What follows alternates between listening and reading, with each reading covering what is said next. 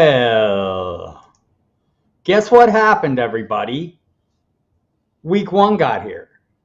Week 1 of the NFL season, that is. It's upon us. Time to party.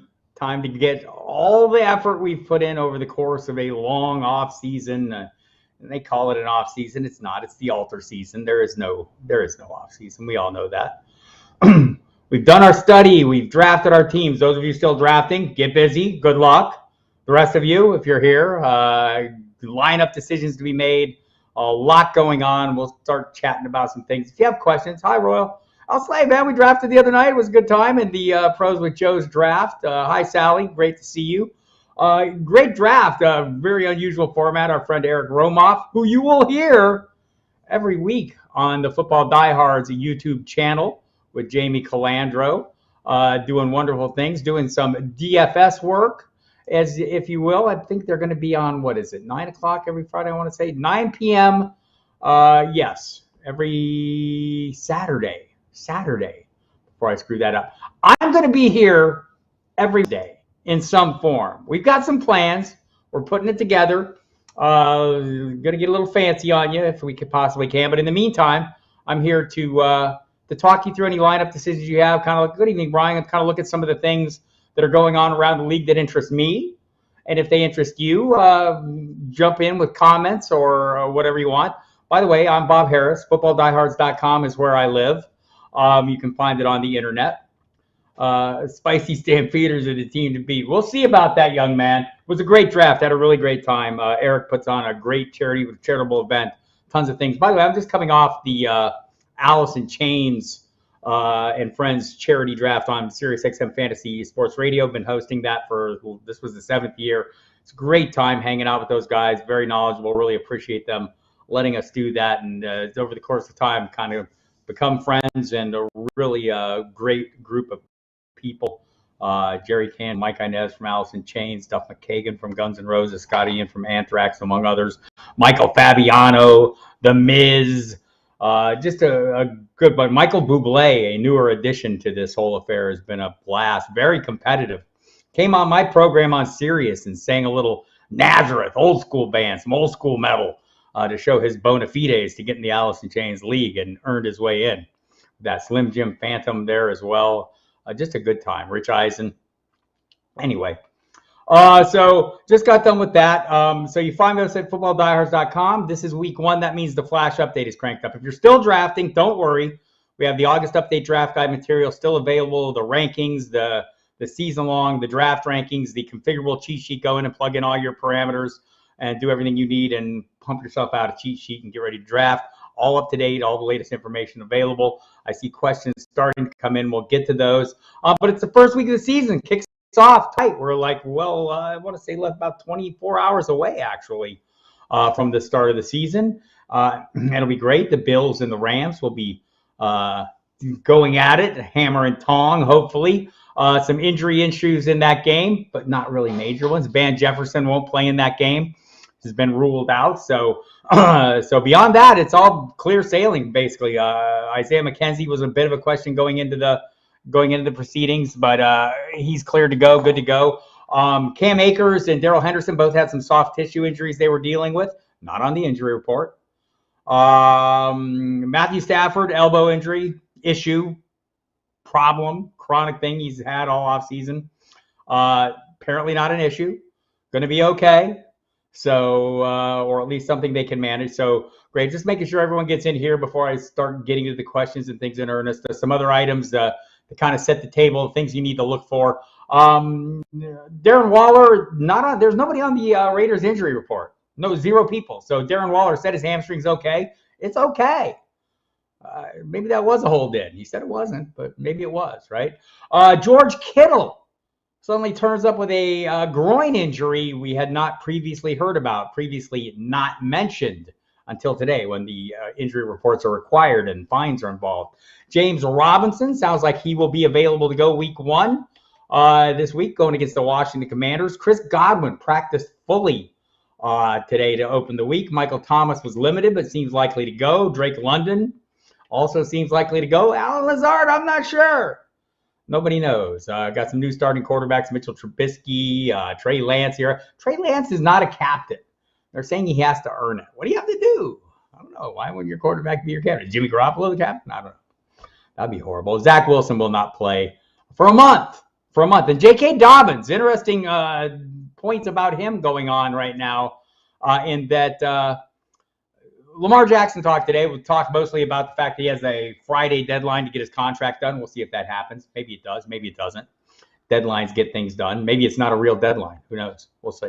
But he mentioned, they were asking about J.K. Dobbins. He said, oh, he looks like he's doing great. It'll be great to have him back in a couple weeks. What? So we kind of knew they were going to slow roll him in. Maybe it'll be a little slower roll than we expected, right? So we'll be watching for that. And again, if you follow along, if you're a subscriber to the site, you'll find all this out. We'll be doing the daily updates. You know how this rolls. We got the daily updates of news, information, etc. We'll be here on the videos for you. We'll have our updated staff rankings will go up later tonight. Those are constantly updated and added links to all the pertinent stories. So kind of a one-stop shop where you can go and find everything you need to make your decisions. And if you need to dig a little deeper, you'll have links to the deeper information. So great stuff. Love doing this. This is been doing this since 1993, people, and it's a great time. And part of it is getting to interact with y'all. And so let's get to interacting. Right now, I've got some questions up here. Corey Bishop, a first-time viewer. Thanks for coming by. Hope you enjoy it. If you have any questions, feel free to jump in. Always happy to hear from folks. CTQAP, I don't know what that means. Dynasty draft, picked second in a 10-player league, took McCaffrey, Aaron Jones, then Javonte Williams. How was that start, in my opinion? Like, that is a start, right? I mean, so I'm not against this 3 running back start. I like McCaffrey an awful lot. I'd pick him in the second pick overall in a 10-player league, in a 12-player league, in a 14-player league, in a 16-player league. I don't care. Taking that. Aaron Jones, I think, is fine. Javonte Williams, I think, look, there's something to be said. It's kind of an old school approach, and there's something to be said for it. Hope you were able to garner some receiving talent. I think in a 10-team league you can. I wonder about Aaron Jones, though, and I've been talking about this lately. Aaron Rodgers said that both Aaron Jones and A.J. Dillon could finish this season with 50 catches. I talked about the receiving core at the top, Allen Lazard, uncertain to play this week because somebody stepped on his foot last week.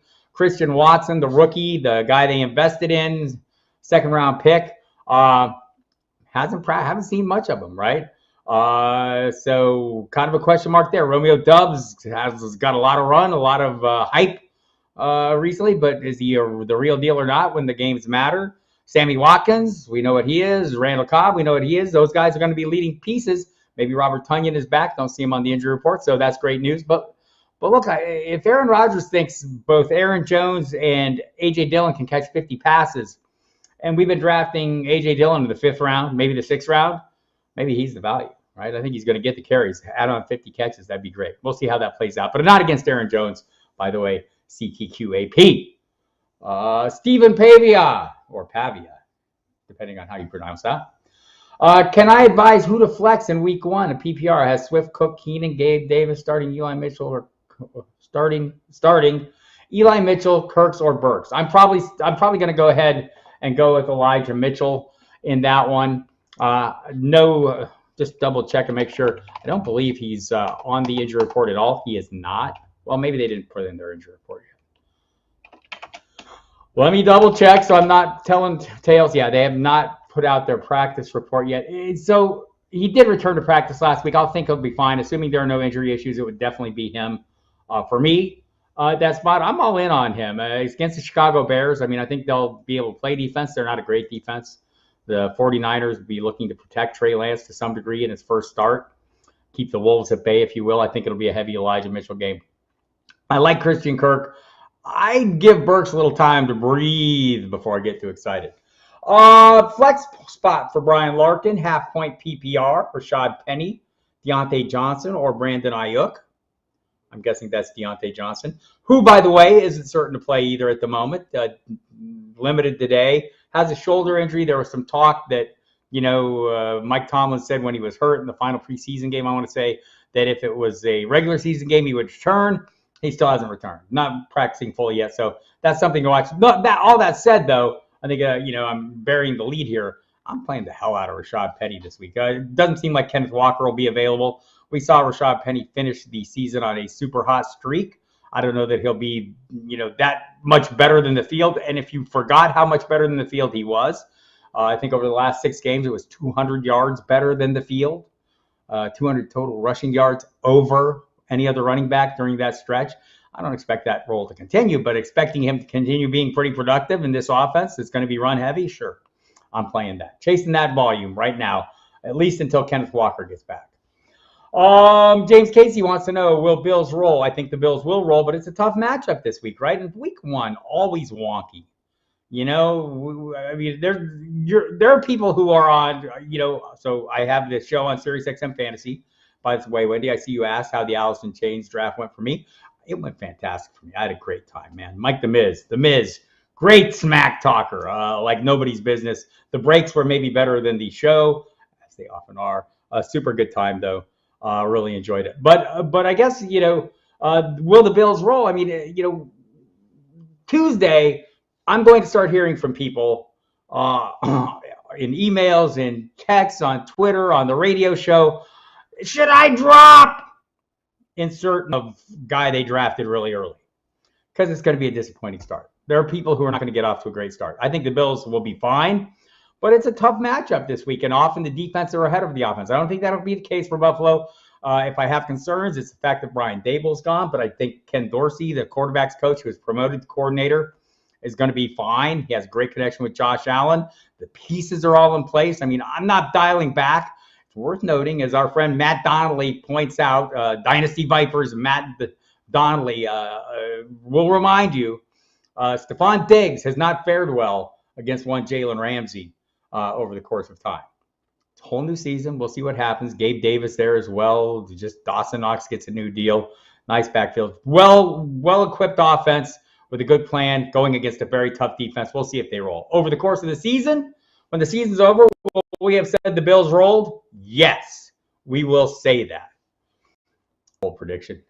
If Zach Ertz, my guy, David Theory and Power wants to know, doesn't start, do I pick up Gesicki, Irv Smith, Fant, Conklin, Alberto, Ingram, or Hooper? Kind of feel ill with that list. Look, I think they're all kind of semi-viable, except Gesicki, man. We're all worried about Gesicki because he doesn't seem to be a good fit for this offense, right? I mean, if we look at George Kittle, hoping he plays this week. Prayers up for George. Assuming, that, they want a blocker at tight end. Mike Gesicki is not that. Mike Gesicki, not a blocker, right? Never will be. Runs out of the slot a ton. Just not a hand-in-the-dirt guy, though. They have those hand-in-the-dirt guys. So that's the question. George Kittle never comes off the field. That's one of the reasons he's so valuable, no matter what they're doing, even if he's held in pass protection or whatever. He's going to be on the field. I don't know how much Gesicki's going to be on the field. We saw it this summer. So I'd have concerns there. He might be fine for Smith an awful lot. I like that offense an awful lot. That'd probably be my point. Conklin, a name that can't be overlooked. So I have questions about Fant in this offense. The Seahawks never force the offense, which is odd because Shane Waldron, their offensive coordinator. Oh, look, Mr. Scamper's here. You're not late, Scampers. The party never starts until you're here. Get out of here.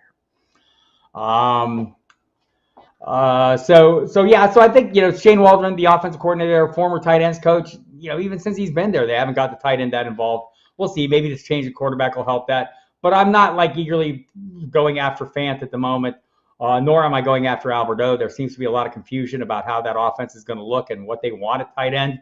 Sounds like they were keener on Greg Dulcich, the rookie, kind of more of a move tight end. So we'll see. Alberto was on the field a lot, but I think, I'm digging too deep here. I do feel like you have some good options there, and their names are not Noah Fant or Alberto. I mean, Ingram I like, Hooper I like fine. I'm probably going with Irv Smith there. Wouldn't talk you out of any of them, especially Ingram might be a big play threat, but Irv Smith for me.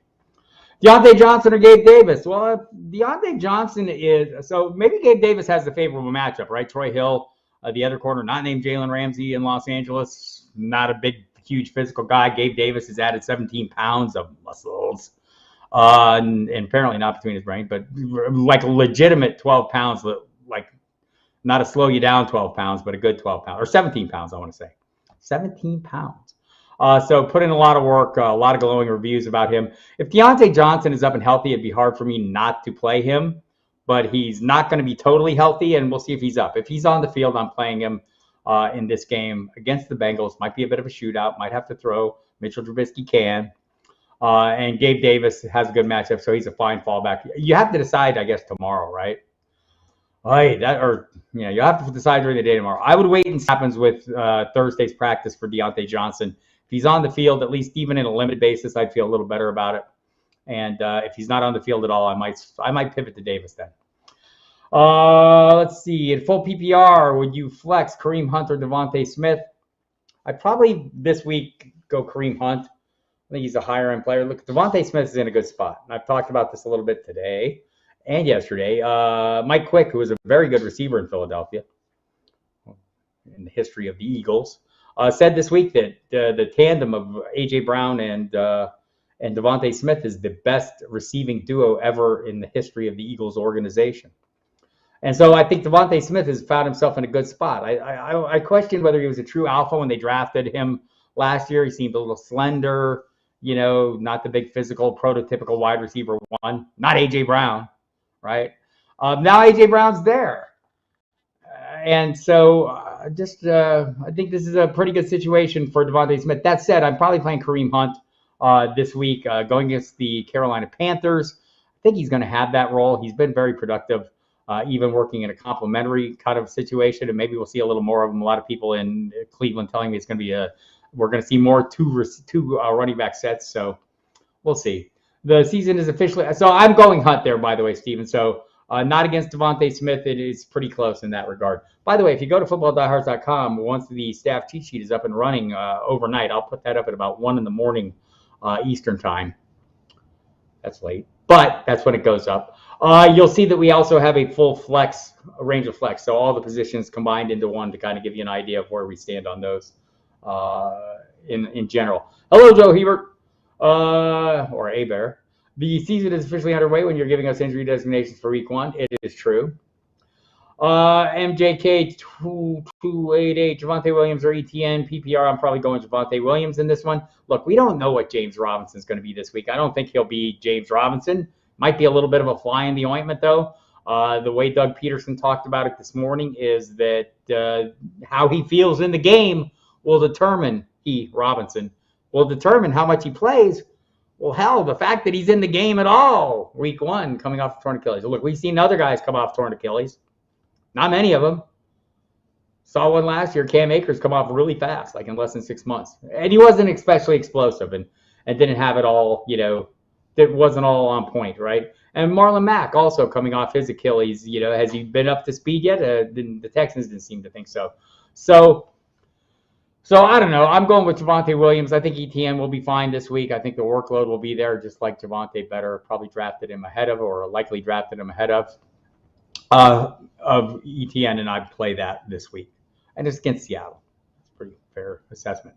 If ETN's running between the tackles, that Washington front has some serious defensive tackle flesh for him to run into. And we'll see what James Robinson is. Again, James Robinson is going to be active. We'll see how much he plays. And this is going forward. I've talked about this before, but if you're just now tuning in, by the way, I do this all the time on YouTube, everybody. Every Saturday. And I will continue to do an Ask Me Anything every Saturday where you can come in, get lineup questions, just talk about various situations. Basically what we're doing now. This is going to something else, though, in coming Wednesday. So be prepared for that. Foreshadowing. Our Saturday night DFS show with Jamie and Eric Romoff, Jamie Calandro, Eric Romoff. I'm sure Lau will be doing some videos as well. Looking forward to all this. And we'll be doing more video stuff because the people seem to like it. I know I do. So anyway, the Javonte Williams, I think the split is going to be a little more favorable to Javonte Williams this year. ETN, I think when the season's over, I think I was beginning to say Mike DiRocco kind of pegged this, and I kind of agree with him. Look, Doug Peterson has talked all along what he thinks that James Robinson is going to be the primary guy, what he would call the primary guy. And that doesn't mean ETN isn't going to be busy. So Mike DiRocco of ESPN thinks by the time the season's over, they'll have about equal touches. Robinson will have way more carries. ETN will have way more receptions. And remember, ETN can run. He's fine, man. Go back to his time in Clemson. He was very productive as a runner and receiver. So he'll be fine this week, but still playing Williams. Who do I like at ADP? Henderson or Akers? Not Akers. Not huge on Henderson either, but the price is right. I think Akers, I have concerns about him, and maybe they're overblown. I know other people don't. Not everyone shares in them. And I get why. I mean, the Rams, once they get it out, they tend to stick with the primary guy. Look, everyone's going to get spelled at some point, but they tend to stick with that guy until he's hurt. And then they go to the next guy, and that guy gets the most of the run. And we saw that last year, Henderson and Michelle. And so I kind of think it'll be like that. But, boy, with the coaching staff talking about having 2 starting running backs, it almost feels New England-esque. The Gordian knot of backfields. You cannot untie it. So I probably prefer Henderson, but, I mean, I'm not against taking Akers, especially the price. If you're getting him as your running back 2, I mean, get a good running back 3 and build some solid depth. I'm fine with that. Darth Tua. Love it. Darth. Your thoughts on Mike Williams, Gabe Davis, and Elijah Moore in a non-PPR format? So we're all looking at Gabe Davis as that thing we saw at the end of last year where he had the big 4-touchdown game in the playoffs, right? I don't think he's going to be that every week. So in a non-PPR format, though, I do like him an awful lot, and I like Mike Williams an awful lot. Probably slight lean to Mike Williams for me, more than a slight lean. Maybe a solid lean to Mike Williams, followed by Davis, followed by Moore. We'll have to wait and see what Moore is. The issue is quarterback, right? Well, the issue is he's a Jet. But also the issue is quarterback. He was fine as a Jet last year. And we'll see what Joe Flacco can do for him. Joe Flacco, by the way, is going to start at least 4 games, assuming he's in the locked and upright position and performing reasonably well. Mike White might be it. I don't know. Either of those guys, I think, can get the job done with Moore. Zach Wilson will be back from his knee issue apparently after week 5. So there you have that. But he's third on this list for me. Wendy Early was listening when Bublé was on, but missed The Miz. The Miz was off the hook. Talking about the Allison Chains, in case you don't know, I am on Sirius XM Fantasy Sports Radio tonight. I hosted the Allison Chains draft. It was a great time. Every year we do that. It's more fun going to Jerry Cantrell's house and hanging out with his cats. But I hung out with my cats and we did it virtual. We were all virtual men in boxes. See what I did there? Good time. Michael Bublé is great, though. Super competitive. Just really enjoy all those guys. And The Miz. And Mr. Scampers, as I said, you can't possibly be late because the party never starts until you arrive. Corey Bishop wants to know, Hunt, Gordon, Judy, pick one standard with a bonus at 100 yards. 100 yards. That group, I think Jerry Judy's more likely to get 100 yards or something. I don't know that he's more likely to score. Gordon might have a little bit of a role at the goal line. I think you're kind of taking your chances here in terms of volume. I'm probably going with Judy of this group. In a standard league and hoping for the best. Tyler Cook, Cousins, or Carr this week? Damn, coming right out of the gates, right? So I'm going to probably lean Carr in this one. I'm not against. So first things off, both these quarterbacks are great. I think they're going to easily outproduce, where their draft position was. Kirk Cousins in this Ram-style offense. We saw Matthew Stafford jump into and excel greatly with great weapons around him. Guess what Kirk Cousins has? Great weapons around him. Kirk Cousins has also been very good. How good? He's one of 6 quarterbacks with at least 30 touchdowns in each of the last 2 seasons. The list of quarterbacks that have more touchdowns than him is 5 quarterbacks long over the last 2 years. That's in a Mike Zimmer offense, people. So like the way this is setting up, look, I love Derek Carr too, and I don't know that he has the unbeatable matchup. Los Angeles is going to be fairly tough, but Green Bay is going to be very tough. I'm going to lean Carr in this one. Just a little more worried about the pass rush and maybe a little just divisional game, but it's close. Honestly, I like them both. I'm going to go ahead and go Carr, maybe because I have a thing for Carr. Carr's been very good. Kirk Cousins has been very good. There's not a wrong answer here. David Gladstone, greetings and Merry Fantasy Football Eve to us. I arrived late and have you shared any thoughts regarding Isaiah Likely tonight? Have not shared any thoughts. So there's a wide range of possible outcomes for Isaiah Likely. Number one, I would say, him being the 3rd most productive receiver in this offense is totally not out of the question, right? Expecting him to be a viable fantasy play every week, though, that seems like a huge reach. I think the top two guys there, Mark Andrews, the de facto wide receiver 1, although a tight end. And Rashad Bateman might be better than people think. Remember last year, Marquise Brown, the wide receiver 1, caught like 91 passes, heavily targeted. The difference between Marquise Brown and Rashad Bateman doesn't drop passes. Caught all but 2 of the 68 targets he got last year. So I do like Rashad Bateman. I think likely you're kind of dipping in a little deep, but if you're in a deep league, not crazy, man, not crazy. Not crazy taking a shot on him in a deep league. If you have roster room, not against it, but I would temper my expectations. Fantastic preseason, though. DJ D-Max, IDP League, DP spot. When do I play Matt Milano or Kevin Byard? I always play the middle linebacker. I mean, Byard's good, too, but I play the middle linebacker. I'm going to play Milano. And wondering if the Rams aren't going to try and run it up the gut a little bit, take a little pressure off Stafford, see what they have in Cam Akers right now. Seems reasonable. I'll go Milano there. Mr. Scampers, one of the things, Gesicki going undrafted in most leagues is wild to me. It's wild in that, where it's kind of gone, right? I mean, he's widely viewed as maybe a top 10 guy as we headed into the summer. And they franchise tagged him, didn't get the long-term deal done, but I mean, they're paying him real money this year. It's guaranteed. He's not going anywhere. And yet it seems like we were caught up in the maybe he's not an ideal fit for this offense mode because maybe he's not an ideal fit.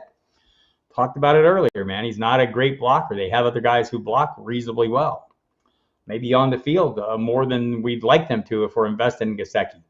I do think, we tend to take things a little far as fantasy managers. Like look at how we've turned Amari Cooper, one of the best technical wide receivers in the NFL, into a wide receiver 3 in some drafts, right? So, and I get it. We get fears the quarterback. DK Metcalf has fallen. He's still a very talented player. He was pretty productive last year with Geno Smith under center. And Russell Wilson was a little bit up and down last year, right? Still, DK Metcalf gets the job done. So maybe sometimes we overemphasize some of these situations and circumstances, at least the negative side of them. Mr. Scampers. Wins, I can't say all that. Elijah Mitchell, but I hear in spirit. Elijah Mitchell or ETN for week 1? Probably playing ETN, but I'm heavily invested in Mitchell, so I'll be playing a lot of them. I think this is closer for me than probably it should be. I think most of the world has gone cuckoo for ETN. The concern is obvious, though. I think the Emo Catholic's early rankings, by the way, go to the website, footballdiehards.com. And also, hit the subscribe button here. We're going to do this all the time, every Saturday, every Wednesday. I'm going to be here with you, for you, about you. So hit the subscribe button. Hit the like button if you like me. Hit the dislike button if you don't. I'm okay with that. Just want to feed the algorithm. So I think this is probably closer. We have our initial rankings up. Emo Catholic always does the initial first look, first opinion cheat sheet. It's up Tuesdays. So you can check that out right now. And it'll always be there. And then late Wednesday, we put the staff rankings up, and we'll chop through that a little bit. But right now, those guys are ranked consecutively. So I think that tells you how close it is. I probably slightly prefer the rankings. The Emo's the initial cut has ETN. I think that's where most of the world will be. I'm not against Mitchell for me, though. Mr. Scampers, Gabe Davis or Allen Robinson tomorrow in a half-point PPR. So I do like Gabe Davis's matchup since we're all expecting Stephon Diggs to see the heavy dose of Ramsey. I'm going to go Allen Robinson here and try not to outsmart myself. I'll play good defense as well. So, but I want a piece of that Allen Robinson run. So I'm going to go ahead and go with that, Mr. Scampers. MJK 2288. Deontay Johnson or Gabe Davis. I also have Elijah Moore just in case. Worth waiting until Sunday. If you have Elijah Moore, it's maybe worth waiting. Again, I'd kind of wait until tomorrow, as I said earlier, and just see where Deontay Johnson's at. My guess is he's probably going to play. So if if he's on the field at all, I think he was limited today. Let me just double check that so I'm not telling you lies. I just got off the radio. I have not had a chance to process everything. Steelers, they say their practice is not complete. I'm thinking he was limited at best today. If he's limited tomorrow, I'd probably give it time and let it play out, and then I could go with Elijah Moore. It's a tough matchup for the Jets. Joe Flacco's playing. I get it, but at least you'd have a body in there. I'd like to play Deontay Johnson over Gabe Davis. That's me. I think Davis does have a favorable matchup. It's a nuanced situation, but that's the direction I'd go. I'd wait till tomorrow's practice, see what's up with Johnson, and go from there. And if I feel uncomfortable or is getting the vibe that he's not going to play, and if you go to Football Diehards, you'll hear, I'll give the local reporting and provide what the people around are saying and what their expectations are at that time, and you'll have a better idea. But you do have a fallback. So if everything goes to hell in a handbasket, and Deontay Johnson has a sudden setback on Sunday or on Friday, you have yourself covered. Robert Grimm Jr., a half-point PPR. Would I start David Montgomery or Ramondre Stevenson, also Stafford or Lance quarterback? I want to see Lance, right? I mean, I'd like to see it. I'm going to play Stafford. I know it's not an ideal matchup, and there are concerns about the shoulder. Lance gives you that great rushing equity. Maybe I would take a chance on Lance. I'm talking myself into it. I'm talking myself into having faith. Just basically, it's the matchup. It's a tough matchup for Stafford and the Rams. Not against it. It's pretty close. Probably going to lean Lance here. Just lean, not like whole hog. And Montgomery for me over Stevenson. I want to see how that plays out a little bit. I mean, I think Stevenson could end up being, fantastic. And maybe he does take over as the lead guy in this offense. We'll see. But I think Montgomery's there. And I know there's been talk that maybe the coaching staff thinks Khalil Herbert is a better fit for their scheme. That's going to be a bit of a process for him to move into that, I think, based on what we're hearing. Harris is the one in New England, says. Thank you, Jimmy. I appreciate that. Oh, I jumped down to Slade's, a Royal Slade's comment. Harris is the one in New England. I always go with Harris. I don't know if it's hype for Stevenson. I think he's got a lot of upside, and I think he's a great playmaking threat. And if the field is kind of narrowed to two guys and one of them gets a series and gets a hot hand, we might not see the other one, even if that one is Stevenson. So that's a little bit of a concern for me there. But I'm with you. I think, I have way more shares of Harris. And I'll recently started adding some Stevenson since I think he's going to get more of the receiving role. Going back to, did I miss one? No, I didn't miss one. I copied that one. Wendy Early, do I sleep at all during the season? Or am I like a vampire or something? Yes. The last part. I'm like 3,000 years old. You guys will be surprised to learn.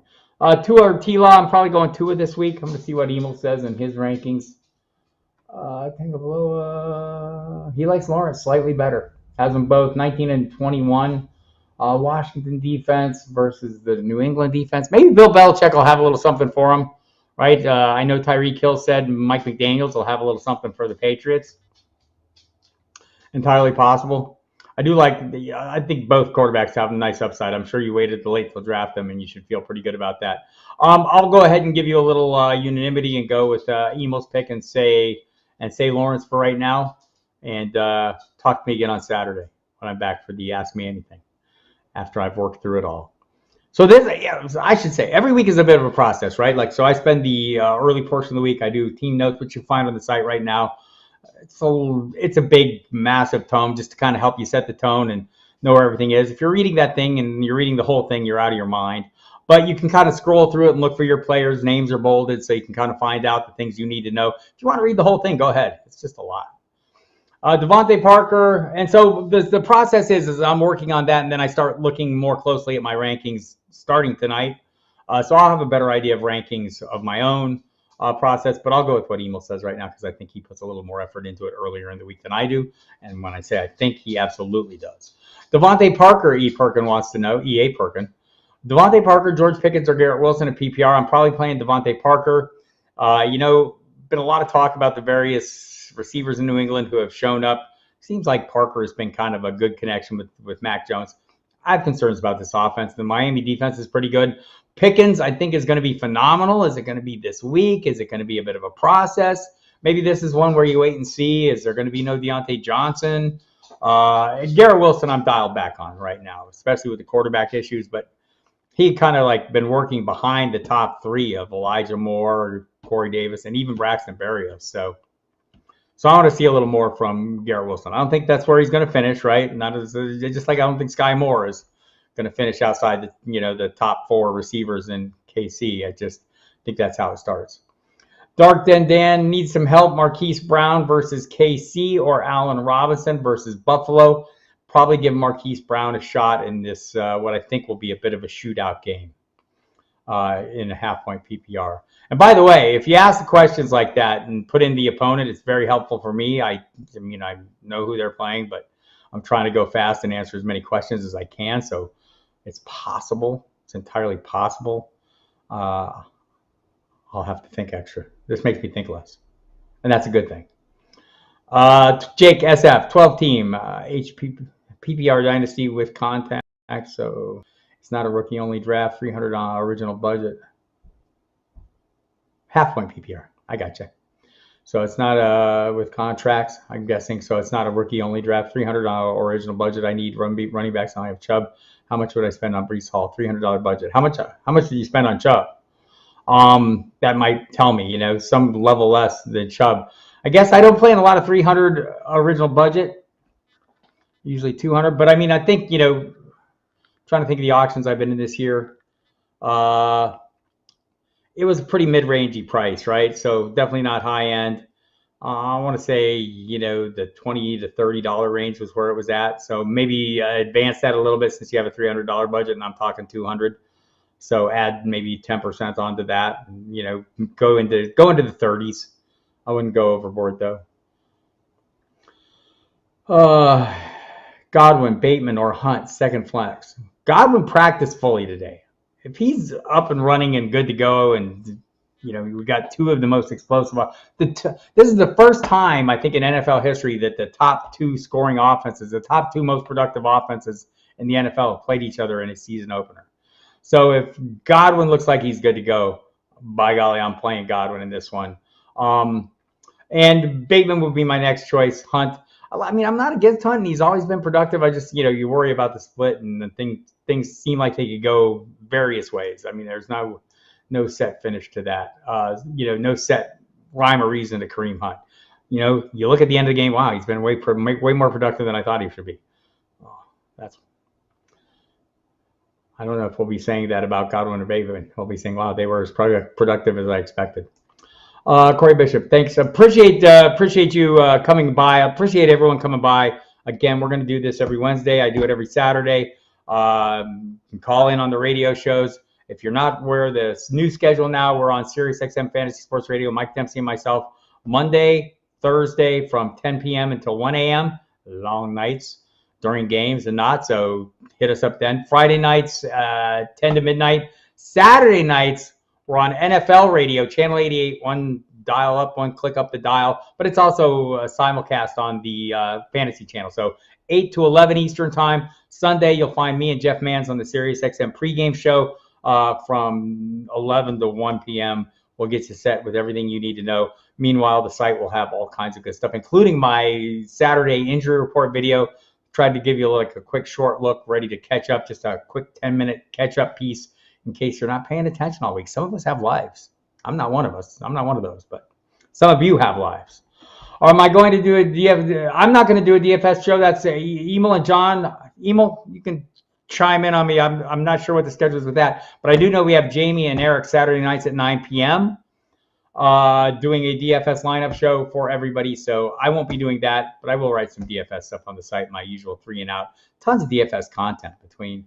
Lob is still up in the air. We're working on that one. Stay tuned. But Lob will have his DraftKings sheet of knowledge. Week 1 is already available. Does great work on that and gets this table set with that. And also, you'll find DFS articles will be up. I think Jamie will be doing a pair. Justin Lanero will be doing his digging at the crates. I will be doing my DFS 3 and out, my tournament piece. So plenty of DFS content, including the lineup optimizers, the ownership percentages, everything we have on the site. And we'll do DFS on the radios.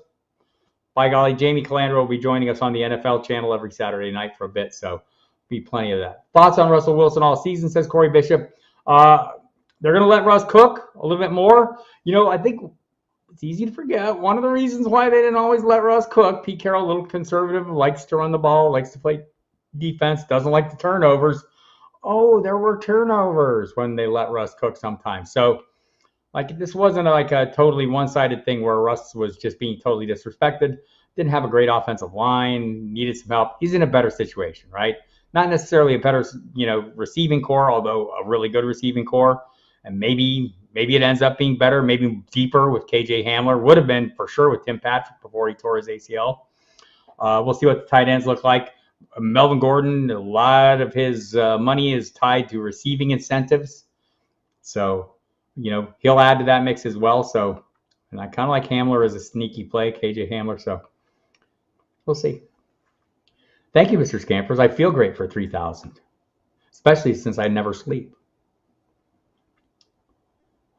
Thank you, Wendy. David Gladstone, Bob, thank you for sharing your highly respected opinions. And they are, and so thank you. The cats will say hello. Hi, Mark. Appreciate you coming by. Appreciate you hitting the like button. Why is Zach Moss? I don't know why he is. He should not be. Should not be. He is the ultimate fly in the ointment right now. I've heavily invested in Devin Singletary on the expectation that, I understood the roles. Singletary would have his role. James Cook would have his role. Here's Zach Moss. I don't know if Zach Moss is even like a redundant piece. Josh Allen's the goal line back. I don't know, Scampers. Why? I'm pounding the table. Speaking of all this, the opinions. These are my opinions, people. When I tell you something, I'm telling you what I think and how I see it. Trying to enlighten you to a perspective. You don't have to share in it. In fact, you might listen to what I say and say, God, that guy that sounds really stupid to me. I'm really glad I'm doing the other thing that I'm doing because I think I'm smarter than this guy. If that's what happens, my work here is done. I've prompted you to think. I've given you a perspective. I've shared with you some ideas and some processes that I rely on. Whether you want to rely on them or not, they may confirm what you think. They may change your mind completely. You might look at me and go, man, that is the smartest guy ever. That hardly ever happens. But you get my point. This is all about a process. I'm not a big fan of the term fantasy expert, like for people in the profession. I'm a fantasy professional. My job is fantasy football. And part of that job is making you the expert, right? And I think we're all kind of there. Look at the audience. I feel like I'm preaching to a choir. You're all very knowledgeable. You've all been playing the game. And like if you hadn't, you want to. You're all working on your approaches and techniques and strategies. And if I can share some ideas that you can incorporate into what you ultimately do, that's fantastic, right? And that's more the goal here. That's been the goal of our site from the first day. Right? We're not telling you what to do. We're telling you what we do, and you can incorporate that however you want. It's like ADP, right? ADP isn't where you have to draft people. It's where people are being drafted. It's one piece of data in the big puzzle, and you should view what we're giving you as that pieces of data, pieces of information that you can use to your advantage, whether you agree with me or not, right? Whether you find my process appealing or not. That's kind of how this works. So appreciate you asking me that question so I could get on my soapbox. Kirk. Standard scoring. Kirk, is your last name harder to say than Okwebunan? Alberto. Kirk W, I'm going to call you. Standard scoring. I need a running back from Miles Sanders versus Detroit, Melvin Gordon versus Seattle, Damian Harris versus Dolphins. So my default would be Sanders versus Detroit, but there's a health issue, and I'm a little concerned, so I would probably wait until Friday's final injury report comes out, see how the practices go. Nick Sirianni has said he's going to be fine, right? So, and I think probably he will be. They've rested him a little bit. He returned to practice last week. He's had a hamstring issue. It'd be him, then Harris, and Gordon for me. Let me see what Emil has this as in his initial rankings cut. He has them again consecutive, 30-31. Tough decision. He has Harris ahead of Sanders. Not against that. A little tougher matchup for Sanders if he's playing against the Miami defense. But that tells you it's fairly close, and those would be the two for sure. Scampers 100% agrees because Scampers is a smart cat. John Bonneville drafted Miles Sanders, so the Eagles should trade for Madison any day now. Well, they already picked up Trey Sermon, right? And so we'll see. Yeah, what a mess. I always feel like, fantasy managers, we kind of like Sanders. Goes back a couple years ago when they had a lot of injuries and issues, and he turned into their biggest playmaking threat that year. He was great as a receiver, took a lot to the ball, Okwebunam or Tim Biakabatuka. I'm just lucky I can spell those names. I don't have to say them. Okwebunam, if I'm going to say it right, I should say it right. All right. Teacher man, hey, Joey better knows. So I appreciate that, Scampers. But yeah, the Miles Sanders things, man. It feels like we like him more than the Eagles like him. And it's felt like that all along. And I've asked people, in fact, I've asked people with the Eagles that very question. Why do we like him more than you? And they say, no, that's not true. We love him. And Nick Sirianni went out of his way. I remember early in training camp, an article came out that suggested that Miles Sanders was, listed as a starter, but not getting the starting work that Kenneth Gainwell was. Well, and they took umbrage with that. First, Miles Sanders had a beef with it, and then Nick Sirianni came out and hollered from the roof, no, Miles Sanders is our guy. And still, the people who cover the team closely say, man, Kenneth Gainwell is getting the high leverage plays. He's at the goal line. He's getting the passes, all these things. So, I don't know, weird situation, weird vibe. Coming out of Penn State, I thought Sanders was going to be 80% of Saquon's rookie year. I thought that, he had the one good year. I thought that was a good season, but and a lot of it because of the attrition at the other spots, wide receiver, etc. So, John Bonneville was really high on Penny 2 coming out. Then Pete Carroll hates him for some reason. Look, Pete Carroll does this. And if you're all into Kenneth Walker, I get it. He's a great back, a great prospect who seems to fit this offense well. And they invested a reasonably high draft pick, a third-round pick in Kenneth Walker. And I keep telling myself, yeah, I remember when they did that before, except it was a first-round pick. And that guy's name was Rashad Penny. It took him a few years to get into the mix because Pete Carroll, he liked Chris Carson. He just did. And, I mean, Carson fumbled and he got hurt, and still Pete Carroll goes back to him. Very odd, very odd. Got time for some more questions if you want to get them in. Some other stories I'm looking at this week. The Miami versus New England is appealing to me.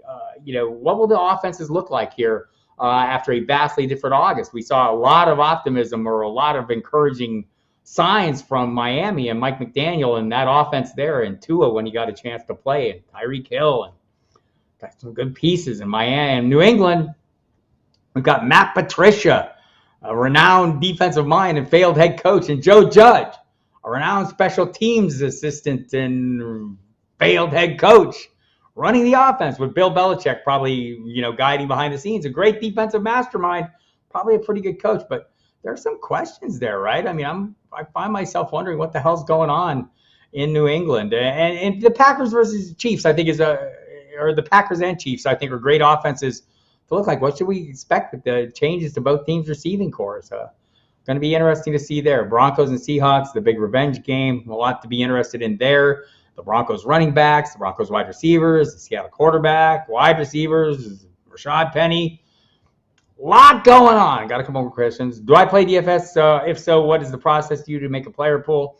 So I do play DFS, but I only play tournaments, right? I like sitting down Sunday with a handful of lottery tickets to watch the game. And the process there is looking at matchups, looking at off-schedule players, finding a nice mix of guys that I think are going to have huge totals at affordable prices, a few high-end guys. So, by the way, you'll find an article about this, about how I identify some of these players every week. I called the tournament 3 and out. 3 guys I'm in on, 1 I'm out on. It's usually a big name guy that everyone's in on that I'm out on. I try to do that and be contrarian, and that's the thing I'm trying to do. Building 50-50 and head-to-head. I mean, that's a little different. Jamie Kleiner will take you through that. John Law sets you up for all that. So check them out. And, of course, Eric and Jamie on the 9 p.m. videos Eastern time. Every Saturday night we'll have you covered, people. Sam Bam, 68, 12-team standard league, 1 quarterback, 2 running back, 1 flex, 2 wide receivers, 1 tight end, 1 Cousins, McCaffrey, Aaron Jones, Fournette, Gabe Davis, Schultz, Pats, Hopkins, bench, Bass, ETNI was thoughts. 12-team? I think you did fine, Sam Bam. You've been paying attention, or you were already well ahead of the curve. I thought you did a great job. Biggest decision this week for John Bonneville is Pierce versus Sanders in one league and Pierce versus Edmonds in the other. I feel like a trap trusting Pierce week 1 against Indy, leaning that way though. Like, if we chase volume, right now Pierce is pretty certain to get the volume, right? And maybe Sanders gets it, and maybe Edmonds gets it. But Pierce gets it. The problem for me with Pierce is this offense is not good, or has not been good. Look, I have high hopes for Davis Mills. I think he's going to be better than he was last year. I think Brandon Cooks is going to be good. I think Nico Collins is interesting. I think there's tight ends. Brevin Jordan is the guy I like. We'll see if O.J. Howard screws him up. But this rushing attack was good for 3.4 yards. This was the worst in the league last year. Didn't score a lot of rushing touchdowns. I'm concerned about it, and I think we're getting a little run. And they don't have a good offensive line. All that said, maybe Dameon Pierce can fix that. He's an explosive player. We saw some of that this summer. We saw some of it last year in college. He has a ton of touchdowns. So I might, honestly, Indy's a pretty tough defense too. Shaquille Leonard, formerly Darius, sounds like he will be playing, but well under 100%. I think Frank Reich talked about like if he's 80%, that would be great. Maybe it will be. I don't think it's ideal. Still, I think it's a tough defense. So I would probably, given these options, I might roll the dice on Pierce. Let me see what Emo Catholic says. Always go to the tiebreaker. But I don't think it's a tie, honestly. I think for me, Pierce, he's got Pierce is 2035. I think does he have Edmonds ahead of him? Yeah. How exciting is it watching me scroll through rankings?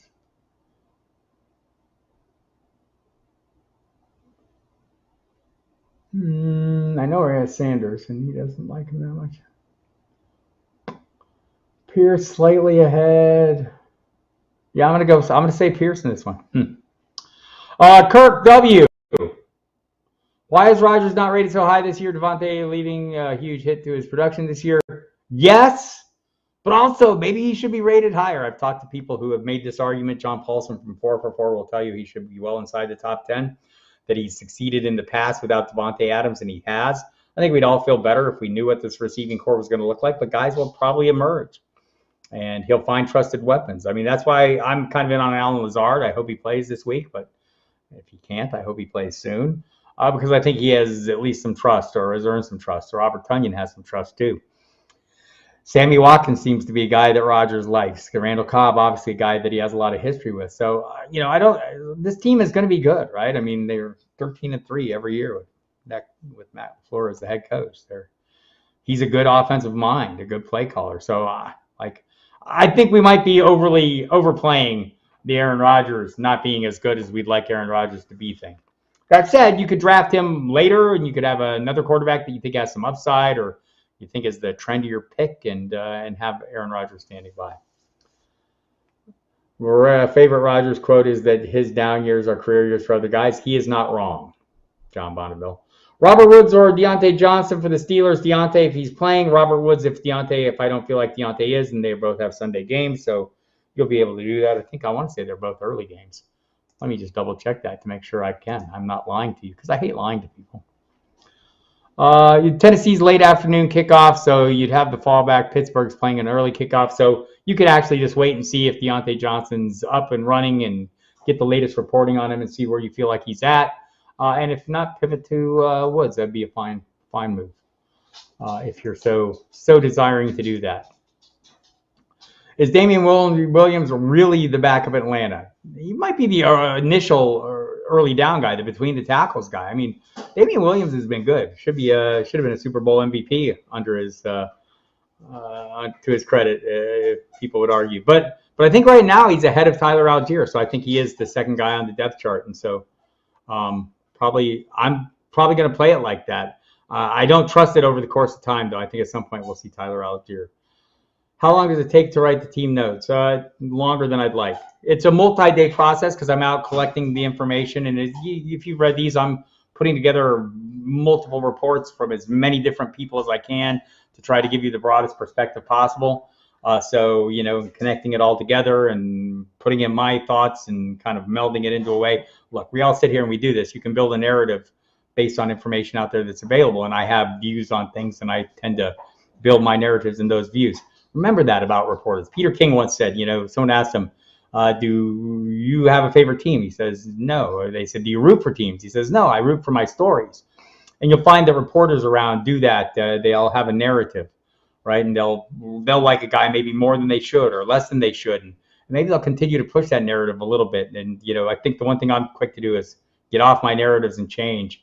But it's a big piece of work, and it's something I'm working on literally up to the minute when it goes live. So I want to have all the latest information, injury information, and of course the updates will start, I think, at midnight Eastern time tonight, or midnight Central time. My bad.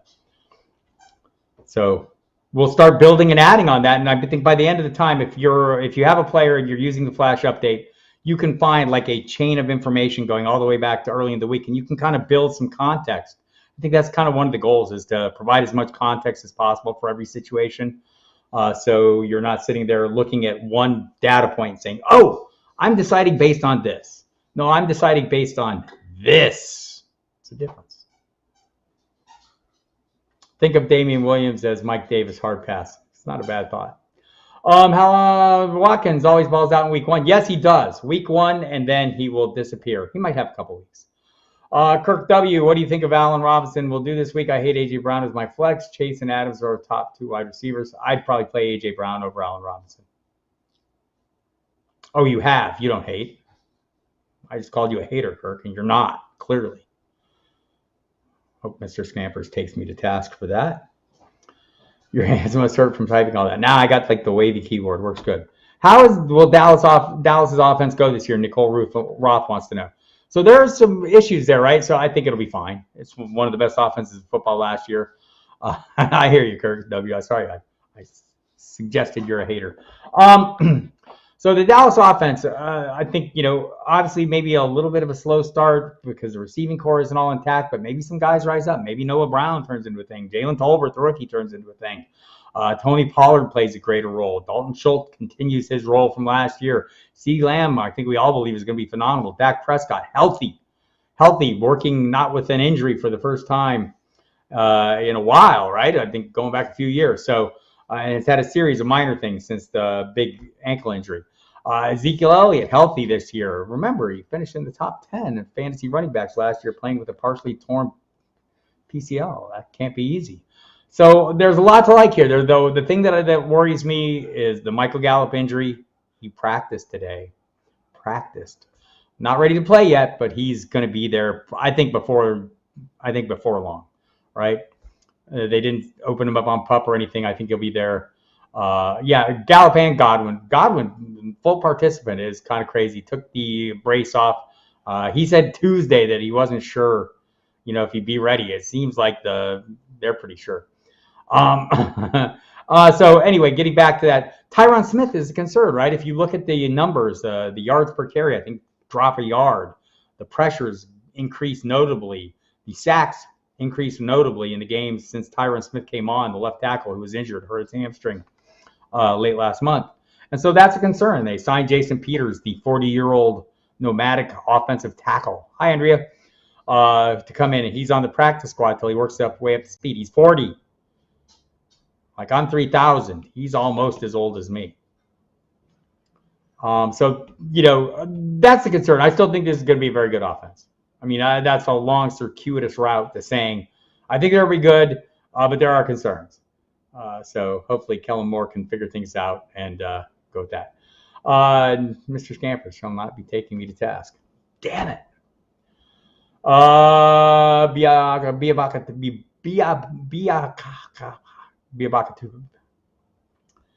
Tishminga Biabakatu. I can't even say it now. I used to be able to say it really easy. Julio shares are crying. They are kind of crying a little bit. Tim Biaka Batuka. There, I got it out.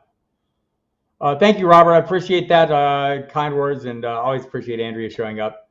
Julio shares. Don't cry too much. I did think that maybe this would be the week that we got a little out of him. We'll see. I do enjoy what I do, and it's a ton of fun, and I appreciate you guys paying attention and giving me a chance to throw my ideas out here to you, and hope that they're helpful in your processes. Again, hit the subscribe or like button here if you like to subscribe. Hit the dislike button if you can't stand me. Go to footballdiehards.com and subscribe if you want to get the flash update. It's a great product. I've been doing it a long time.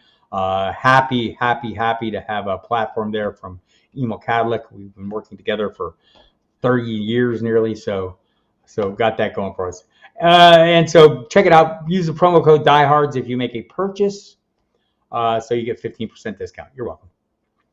Andrea wants to know DJ Moore or Cortland Sutton PPR. Ah! That's a hard question. Let me see what Emil says. I like Sutton an awful lot. I like DJ Moore an awful lot. I'm going to probably... I want to split this one and thread the needle somehow. But it's PPR. I think DJ Moore is rock solid, solid producer. He's consistent floor. So if you have somebody volatile ahead of him, I think it's great. I'd find a way to play both of them. But I'd lean DJ Moore over Sutton until we see how this offense plays out. I love Cortland Sutton, though, as the top guy in that offense. So if that matters. John Bonneville, all in on him. Russell Wilson, revenge game. A lot to like about. Forgot about the Baker revenge. He's selling shirts that say Baker Unleashed. Like he's selling them. Someone isn't out there selling them. Baker is selling shirts. And my friend Cynthia Freeland, she talked to Baker Mayfield. You might have heard about that. And if you didn't, go read the team notes. It'll tell you all about it. All right, everybody, it's been an hour. I'm going to get back to work. I got a lot of updates to write, a lot of things to do, a lot of news to process, information to go through and assemble and disassemble and reassemble and put together for your reading pleasure overnight. Please, again, subscribe to the Flash Update, footballdiehards.com. Promo code Diehards will get you a 15% discount. Come here every Wednesday. And it's going to be earlier than it was tonight because I had to do the Allison Chains draft on Sirius. That kind of slowed me down a little bit. You'll expect me here a little earlier in the evening, but watch for your emails. If you're a subscriber, watch my Twitter feed, watch the @FF Diehards Twitter feed. We'll get you hooked up there. And I'll be here every Saturday at noon Eastern time doing a similar thing to this Ask Me Anything kind of situation, where we'll talk about whatever the hell you want to talk about. I'm Bob Harris saying good night. Appreciate y'all. Look forward to seeing you.